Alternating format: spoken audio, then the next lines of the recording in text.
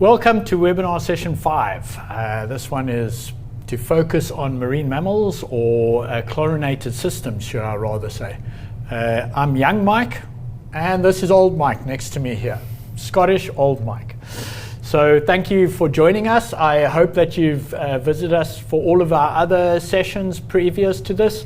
And this year, like I said, this one's to focus on chlorinated systems and the impacts of biofilms on chlorinated systems, the residuals of that, and then slowly moving towards the end solution. Absolutely. Great. We both have experience in curatorial experience with marine mammals. Yep. So we know the problems and the challenges you guys face, and hope that we can put that forward and actually give you a helping hand with some of those problems in this session. Yeah, so both from a water quality perspective and a little bit of a husbandry perspective. So we're not talking off the cuff. We've had our dealings with the animals in your care. And therefore we know the implications of high chlorine demands in your systems, and also what that the results of that can have on your animals. Increased veterinary bills or time management of vets and things like that. So let's move on through the process. We are focusing on the biology and the filters. If you've seen our previous sessions, this one will be a little bit of a repeat for you, but like we say, a repeat is never a bad thing. The more we repeat things, the more we'll keep them in our brains. Formation of oxidation residuals, which really comes from the large biological loads in the system, and that's what we're trying to reduce at the end of the day. If we are talking, please reference session, that's why it says session 3 on the side there, which speaks about pipes and pipe velocities and sizing of that, but also very importantly, reference session 2, which is all about filtration, good filtration, filtration flow rates and backwash flow rates required for an effective filtration process. Basically, get the basics right, get the foundation correct, and then the rest will look after itself. Very much so. And we are here, we believe in solving the cause of the problems rather than trying to treat the problems at a later stage. We are also on social media, so please have a look at our YouTube channel and subscribe to our YouTube channel, but also if you look at the bottom of the screen, you'll see that we have a downloads page on our website, which is very detailed and has got a lot of additional information if you need it, so please have a look at that. This is a bit of a reminder. Yep. Quick recap on session 3. Please go back to session 3 for all the detail that you need, but generally, if you slow down the speed by a factor of 2, the pressure goes down by a factor of 4. So actually get your hydraulics right. Dimension those hydraulics for as slow as possible, a pipe velocity. You will save a huge amount of money, and your system will operate very much more efficiently. You may even get higher flows than you've actually got for the same amount of energy consumption. And as you can see, number 2 is if you get the right flow rates, and these are our recommended flow rates from the suction side and the pressure side of the systems, they will help you to conserve energy and also make your system far more efficient in operations. Add that in with a variable speed drive to control the flows in the different periods that you need. Like during the backwash process, you need much higher flow rates than during the filtration processes. So instead of using valves, which are very big from a pressure loss perspective, rather use variable frequency drives to control your flow rates. Especially important in marine mammal systems, where your loads are very much lower at night. And you can, if you slow down your filtration, your fine particle retention will be greater, your actual filtration quality will improve, and you will save a huge amount of money. Yeah, that's correct. And it speaks to our little graphic here, where we always look at focusing on exhibit hydraulics. because if you're not focusing on the hydraulics within the exhibit itself and in the piping, you will get sedimentation or drop out of organics in areas that you don't want, and those will become oxidation potential, or they'll reduce your oxidation potential rather. So the idea is if you have good hydraulics, you'll be removing those reducing agent or oxidizing agents rather continuously, and therefore having a more stable ORP value in your system. And your hydraulics should be designed to resuspend particles and to keep them in suspension rather than settling out in the exhibit. If you keep them in suspension, then your filter will be able to catch them as and when the water runs through the filter. If they settle to the bottom, nothing will catch them. They will exert a huge oxidation demand, and you will see an increase in your combined chlorine levels. Yeah, and increasing your combined chlorine levels increases your disinfection byproducts, which you don't want in your system. So good filtration is the next step. So 1 and 2. Then 3 is if you get number 1 and 2 right, then you will reduce your water consumption. And in this day and age, where water is becoming a key topic in all countries around the world, not only those historically categorized as semi-desert or desert, you find many countries around the world now battling with enough water, and more importantly, good quality water. Yeah, and our particular focus here, we'll come back to it again and again, backwash velocity. The faster you backwash, the more water you will save, and the more efficient will be your backwash. And for that, please reference session number 2, where we talk about that in detail, because it was quite an eye-opener for all of us. So look at those graphs that we've shown you and with regards to water consumption.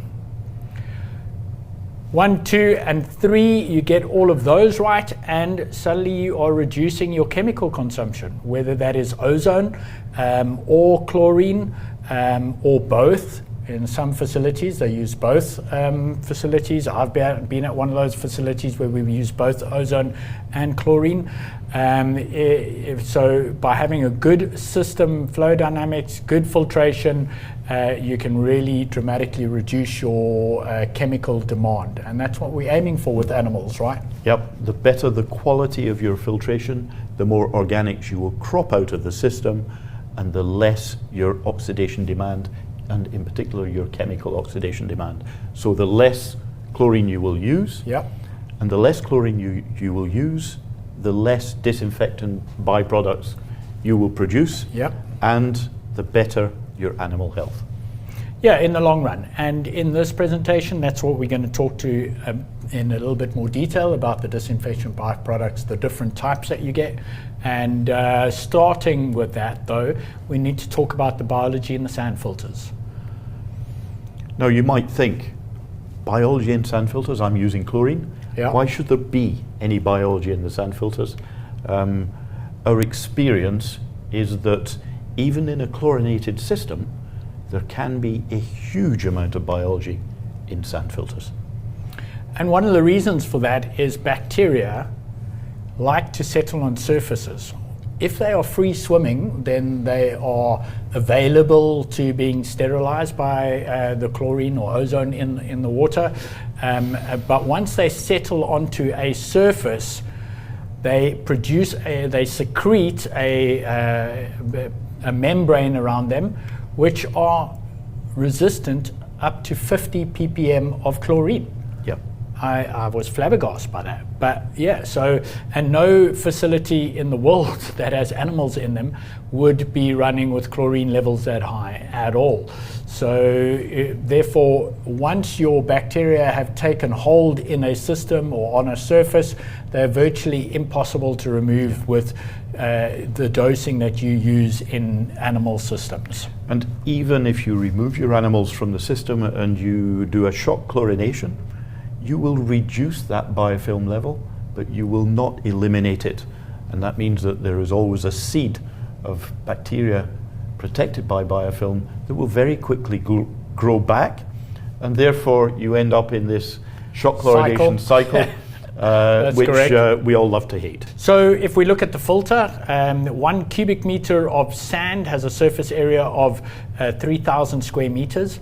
And particularly in marine mammal systems or mammal systems, bird systems that don't have theming and gravel in the systems, that represents more than 90% of the surface area in your system, which is a massive place to generate biofouling.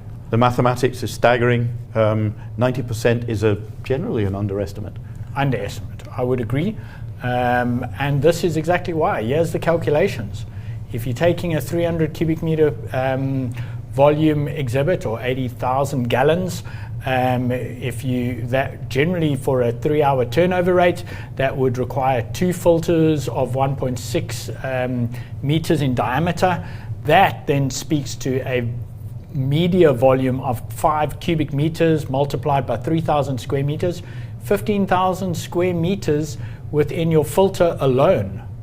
Whereas if you take a standard exhibit, and obviously this is just a flat surfaces, no oscillations in it, but we're going according to the volume, it's around about 120 square meters of surface area in that exhibit, and all in all, in total, you get 235 square meters of surface area in the exhibit. Compare that to the surface area in your media, and you can see which one wins this race. Yeah, by a long way. By a long way. And remember, sand is the perfect substrate for bacterial growth. Bacteria love it. And actually, in some applications, sand is used as a biofilter, right? Yes. Reverse flow sand filters are used as bioflow. Yeah, but that is of no advantage in a chlorinated system. In a chlorinated system. All it will do is increase your oxidation demand and your... But it shows that sand is the perfect surface for bacteria to colonize and grow in massive numbers. So the biofilm that's created by the colonization of the sand ends up with clumping in the filter.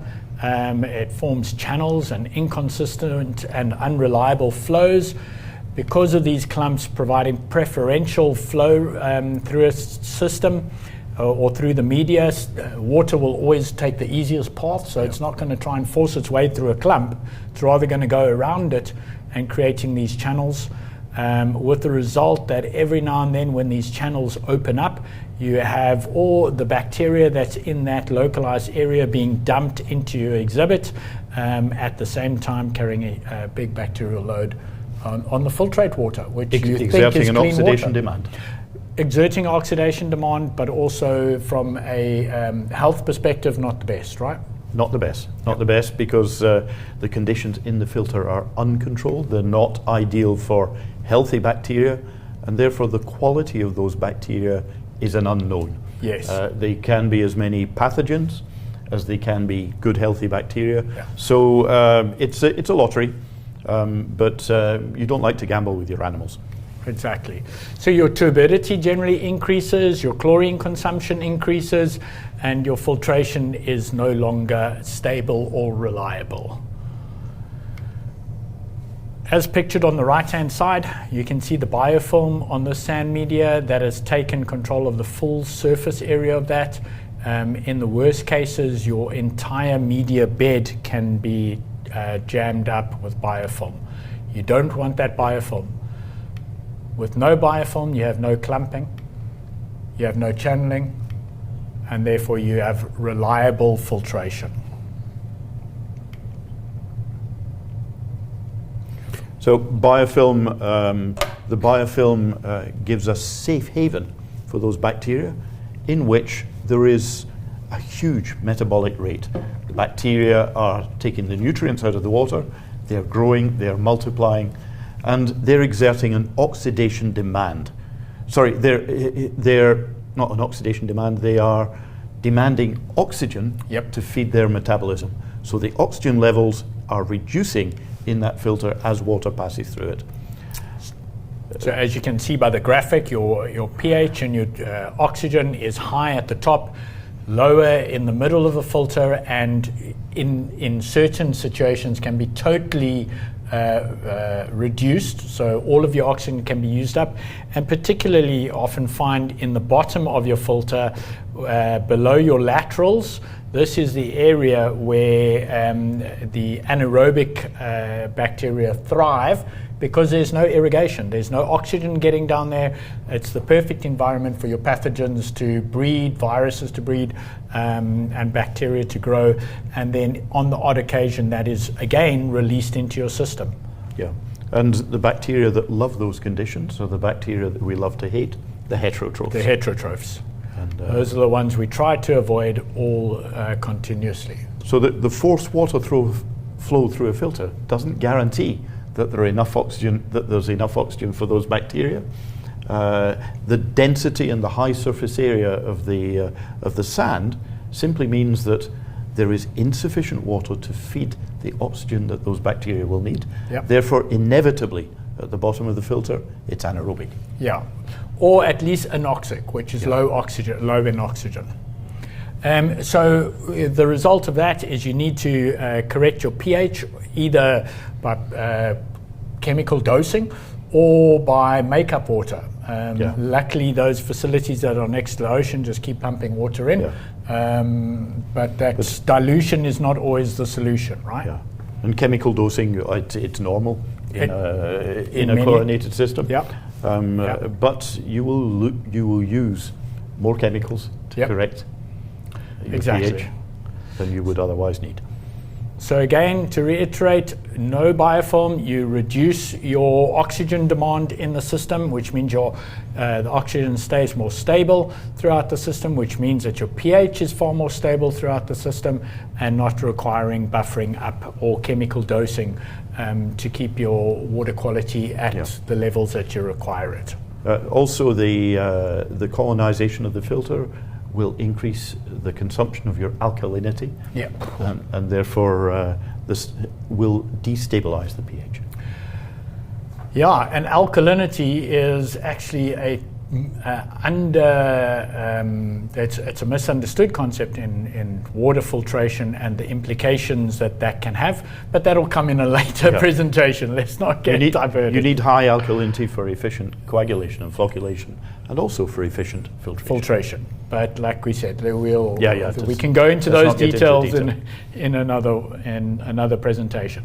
So you want to avoid anaerobia in any situation, because this is really what we start to allow within a system that is not well backwashed, that is not well irrigated, where water quality deteriorates as it goes through the filter. It becomes the perfect breeding ground for things like you see on the right here, which is an amoeba that is eating a Legionella cell. The Legionella can only reproduce once it has been eaten by an amoeba, as shown in the bottom here with bacterial biofilling, where parasites and viruses and things grow in that and then on occasion are released out of that system. The Legionella needs the amoeba to eat it before it can reproduce.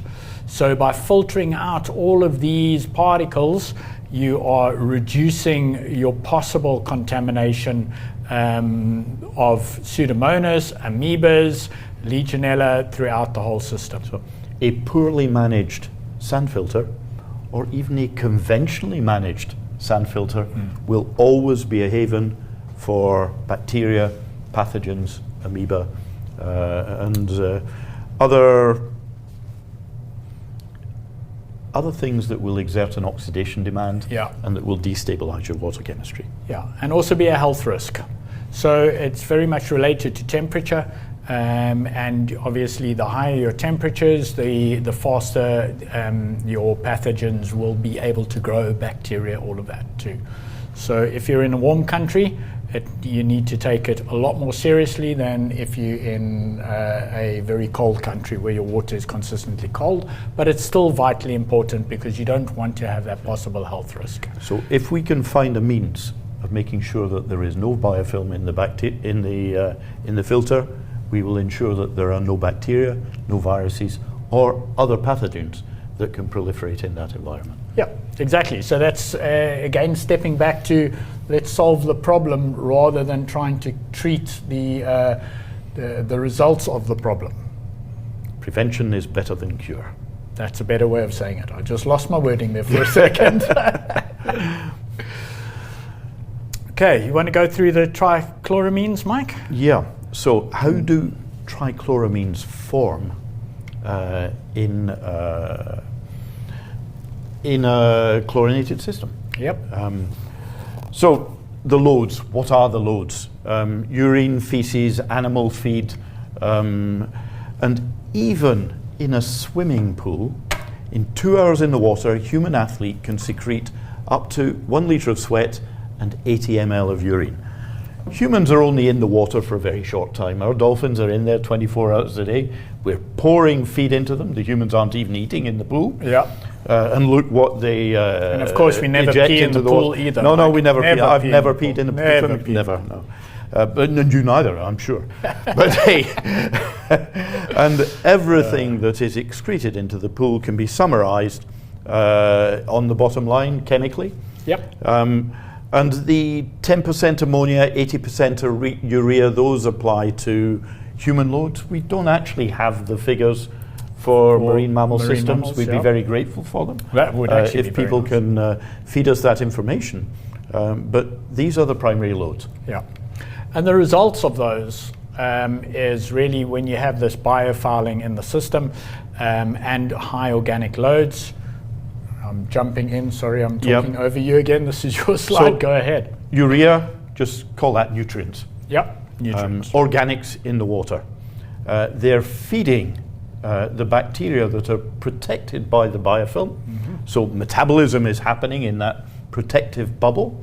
And as a result, the bacteria pee. So ammonia goes into the water. Yep. That's the complete cycle within the biofilm. So the urea is converted by bacterial enzymes, urease. That's normal metabolism. It's the same as you and I do. That's how you convert your food to pee. Simple as that. And the ammonia reacts with chlorine in acidic biofilm. Now the key word there is acidic, to form trichloramines.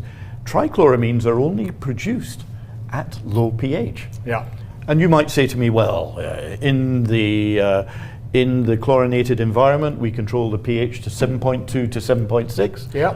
That's high pH. So how are we producing trichloramines? The answer is that within the bubble of this biofilm, the bacteria are metabolizing. They're therefore consuming the oxygen, and they're decreasing the pH within that environment. And you will see a pH in that microenvironment between 4 and 4.5, which are perfect for production of trichloramines. So that is a short circuit for converting Ammonias. Chlorine in the presence of ammonia at low pH will short circuit straight to trichloramines. Yep. It will bypass monochloramines or dichloramines. It will go straight to trichloramines, which are the volatile, toxic ones that irritate the eyes of our pinnipeds and The lungs. the lungs of our dolphins in particular, but other marine mammals. Yeah, penguins as well, right? Because Penguins as all well, of them are breathing at that surface Absolutely. interface of the water where those gases are being released continuously. Correct. Yeah. So And trichloramine is a gas. It's volatile. yeah. It's released into the environment at the water surface, and it's heavier than air. So it sits on that interface right where the animals breathe. Yeah. And actually, in a swimming pool environment, what you smell when you go into these closed swimming pools is the trichloramines. It's not the chlorine component at all. So it's that mixture of urea plus chlorine that has formed the trichloramines that are coming off the surface of that water, which you're smelling continuously. But what we're trying to communicate via this slide is that the primary site for trichloramine production is the biofilm. Yeah. if we can reduce the number of sites where that biofilm can form, then we can dramatically reduce the level of trichloramines. Throughout the system, Throughout not the only system. at that interface, which is the most important part. Yeah.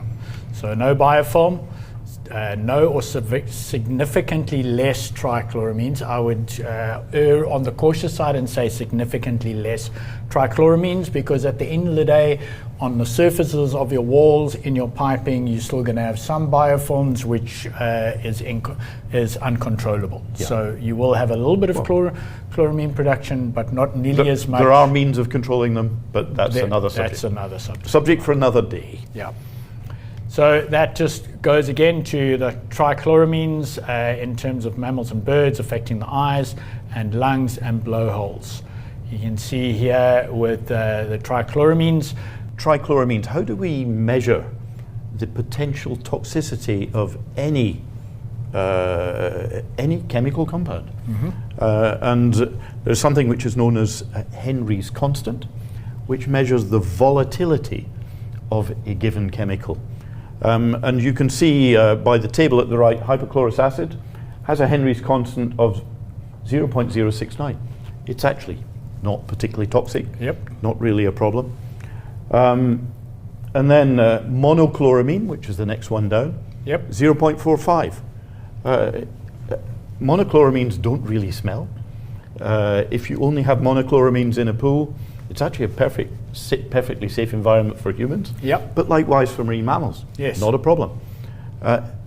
Dichloramines, 1.52. Okay, we're above 1. This is really a problem. Starting to climb. No, look at the trichloramines. 435. That's a wildly volatile product. It stinks like hell, and it also attacks membranes, mucosal membranes, wherever they might be.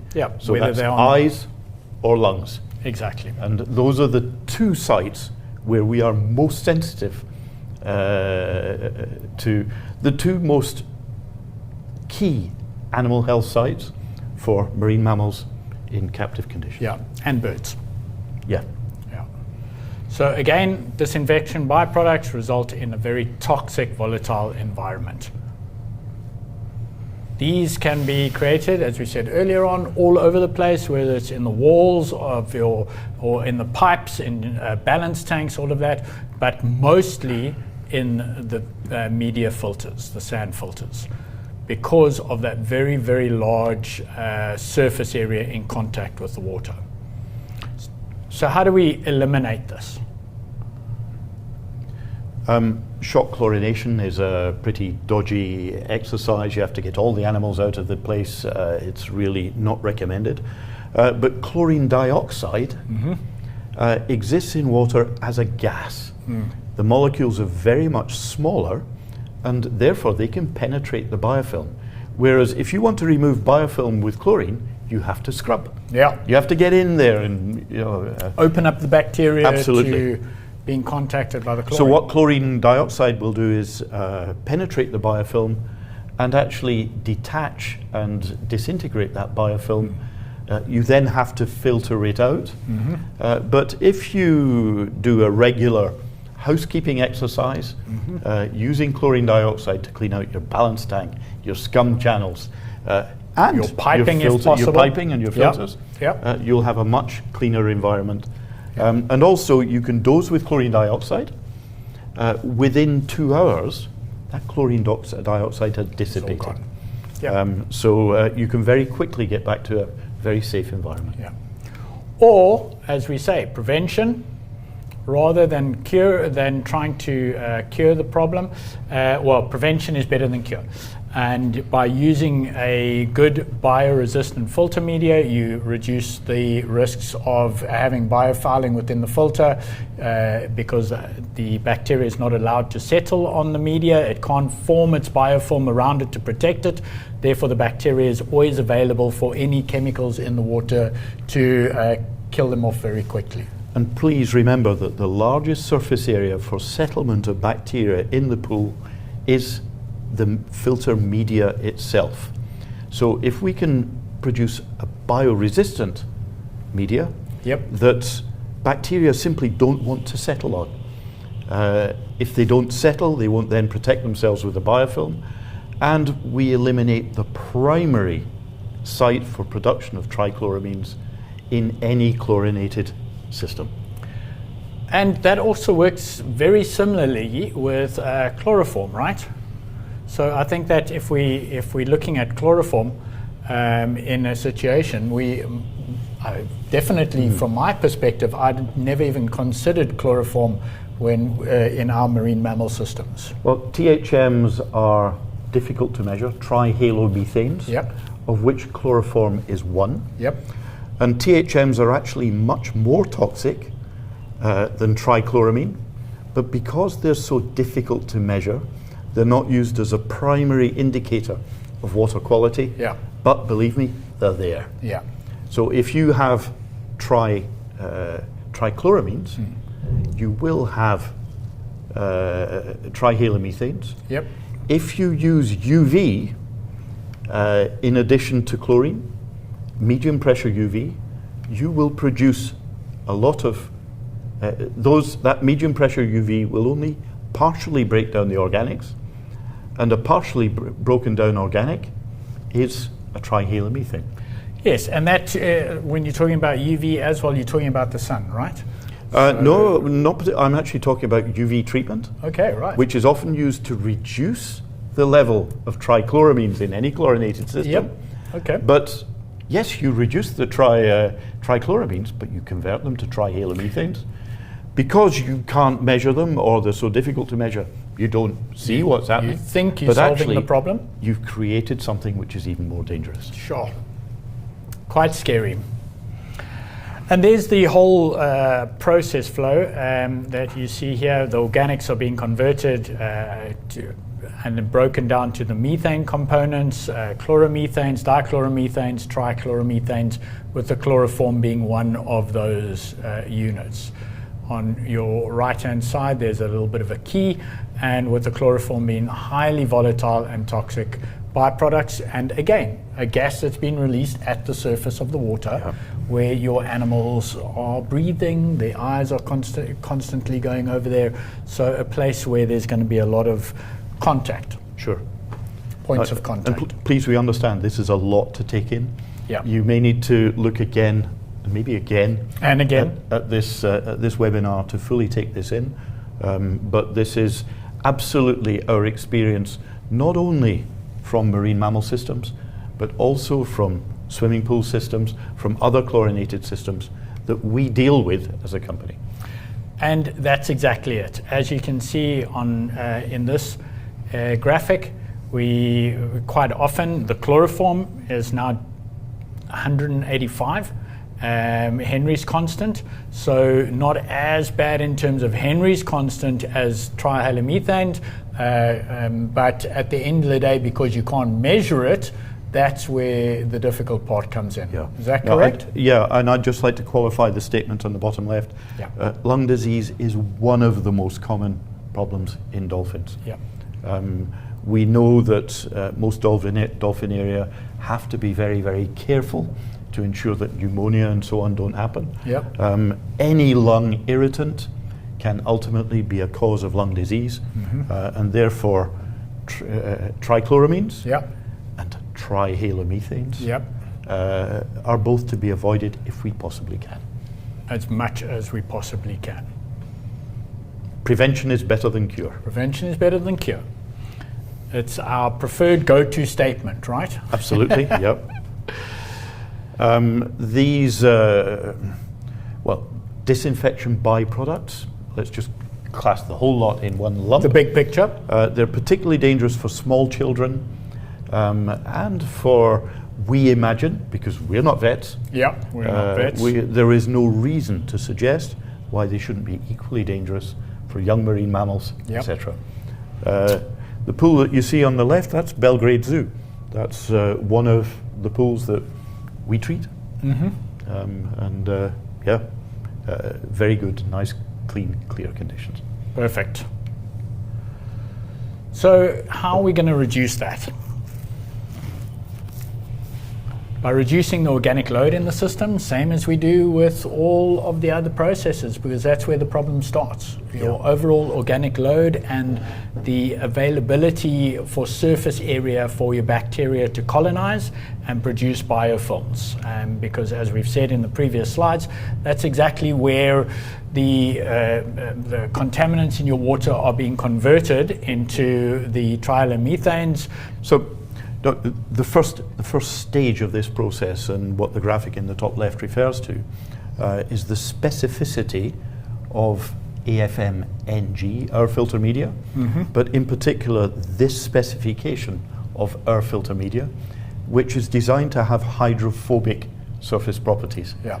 Because it's got hydrophobic surface properties, it has an affinity for hydrophobic contaminants, and therefore it adsorbs anything that is hydrophobic, and particular hydrophobic contaminants can be oils, lipids, fats, and organic material. Yeah, so most of the stuff that you'd find in aquarium systems. Well, in fact, the primary target of aquarium filtration, marine mammal filtration, you're feeding an oily feed to your marine mammals, and therefore lipids and fats are a big component, and the organics, the other part of that component.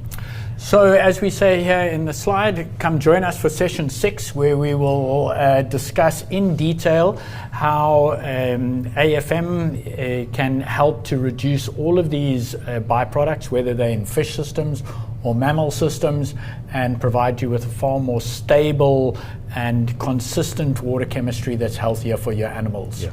So what this slide refers to is our efficiency of filtration. Yeah. Because our efficiency is so much higher than any other media that we've tested, we remove more of those organics, we crop them out of the system, and because we crop them out and literally throw them away, we need less chemicals in order to control them.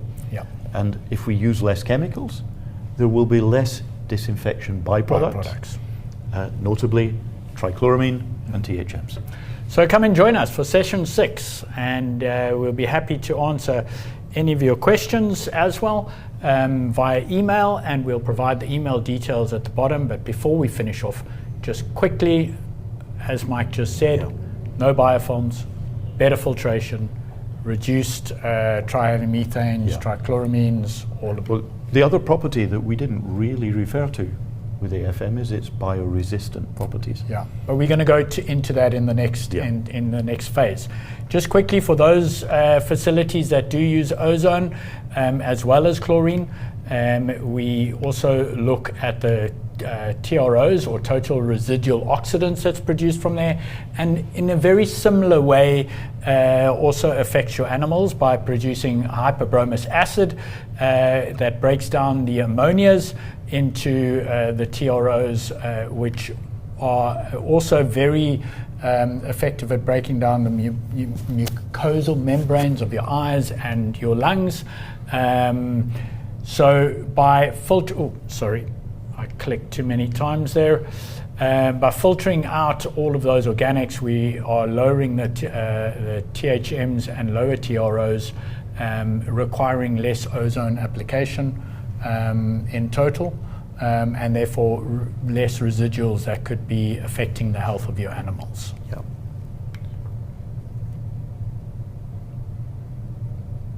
So come and join us for webinar 6. We will be going through exactly what happens and how we can reduce all of those effects. In the meantime, if you have any questions, please email us, or not in the meantime, after you've watched all of the webinars, if you like. At any point in time, we're always available to answer your questions, if it's regards to media filtration or any other aspect of aquariums, because like we said in the beginning of the presentation, we've got vast experience in all aspects of aquarium operations. So feel free to throw anything at us, and we will, if we don't know, we'll learn together. Absolutely. Yeah. Very happy to help you at any time. We have the advantage that we work in a number of other industries. We gain a lot of experience from that as well, which is equally applicable to aquarium systems. Yeah. So that's just simply adds to our knowledge, and we're happy to learn more and happy to learn more from you. Good. So thank you for joining us again, and we hope to see you in session 6.